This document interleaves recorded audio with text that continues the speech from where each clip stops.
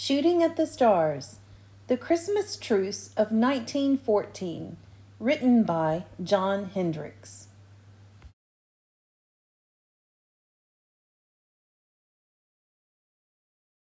"100 years ago, a horrible war began. It was the biggest conflict the world had ever seen. Journalists would call it the Great War, but it wasn't great at all. It was dreadful. Today, we call it the First World War." And then it continues and gives some background about World War I.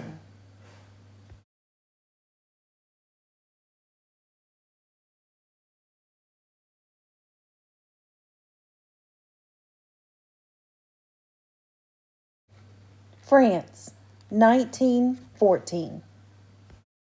Dearest Mother, thank you so much for your last letter. Your words are a rare comfort to me in my cold trench. I so wish to make you proud and to serve my beloved England with honor. But life in this foul pit is very trying. Was I really finishing school only a few months ago? We've been stuck in the same spot since October. They say it may start raining again tomorrow.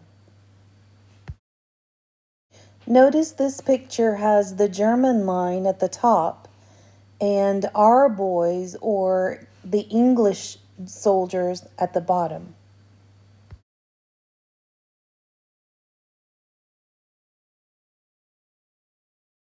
Rain means more mud. The mud here is like none I've ever experienced. When it rains, a thick, loamy foam curds up from the ground and fouls everything we own. The mud I remember from our garden is beautiful in comparison to this wretched stuff. It is sticky and heavy. In some places, it is 3 feet deep. I'm not sure how anyone could fight a war in these conditions. We spend most of our time and energy trying to stay warm. When the artillery finally stops for the evening, it's time to fight the rats for dinner, which is usually cold beans. The only place to eat and sleep is in the bunkers. But when it rains, being inside is miserable. It is very cold today, and clearly our hopes of the war ending by Christmas have faded. But, Mother, I must tell you about something that happened today. A tale so wonderful that you will hardly believe my account. Christmas Eve was quieter on the line than usual, and we all hoped for a day without shelling.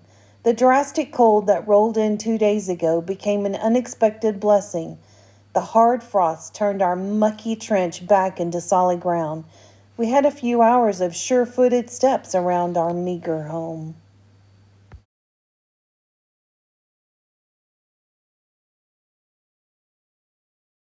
After the sun went down, we decided to chance a fire outside the bunker, but when we stepped outdoors, we heard the sounds of singing.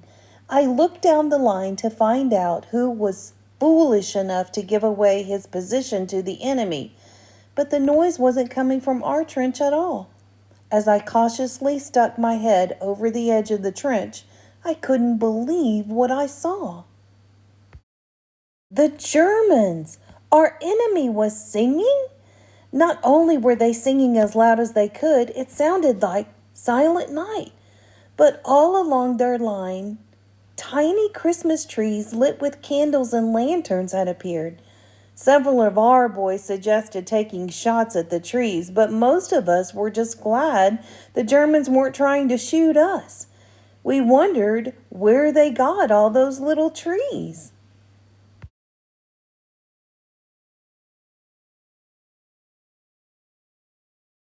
We went to sleep astonished. Fritz, that's what we call the Germans, sang all night, it seemed.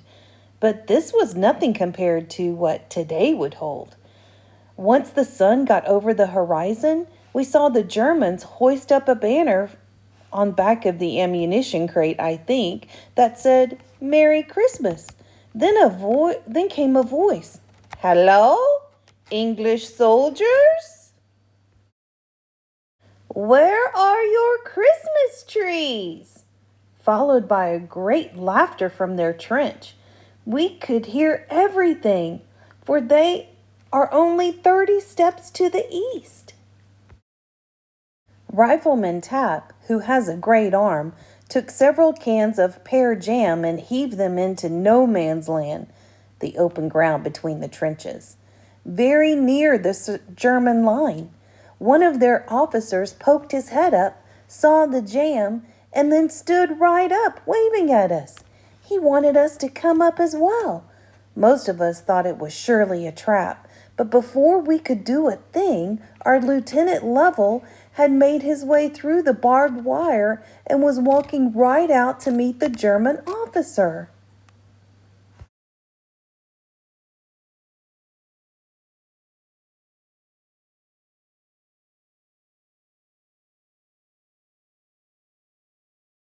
They met and shook hands.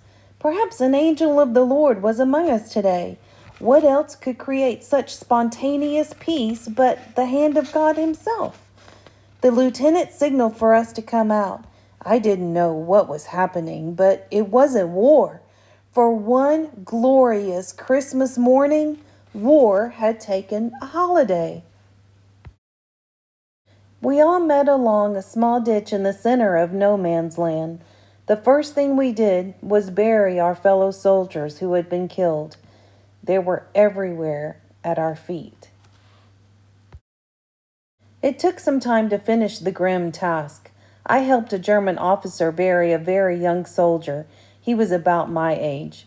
We lashed together some crosses, and our second lieutenant, Graham Collins, said a short prayer. Then we all shook hands and wished one another a Merry Christmas. I can hardly describe to you what it was like here.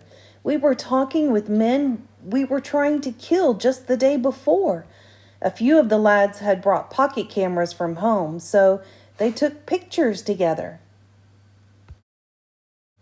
I traded buttons from my field coat for a belt buckle with a German soldier named Karl.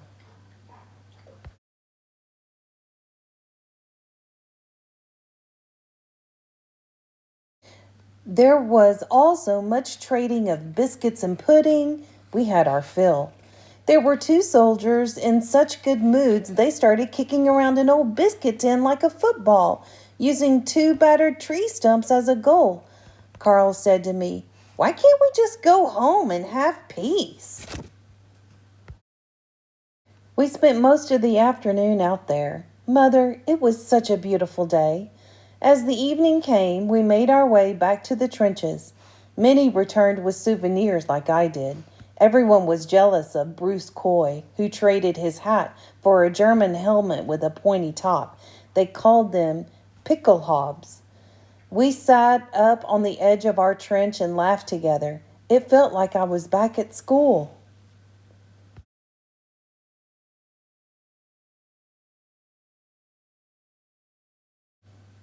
Uh-oh. No sooner had we got back than Major Walter Watts came bounding in from the rear trench headquarters. He was furious and ordered us to load our weapons and be ready to fire on the German trench when he returned. He said we had acted like traitors to Britain, but how could a day of peace be treason? The major was angry that we had befriended the enemy. They didn't seem like the enemy today.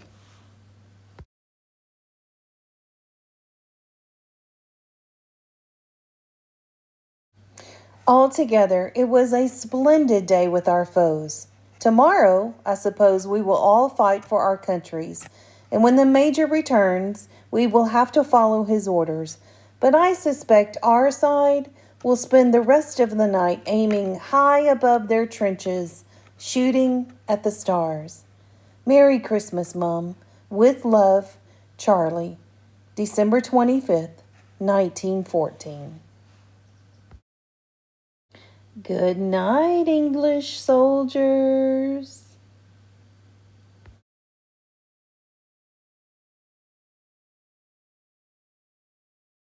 The end.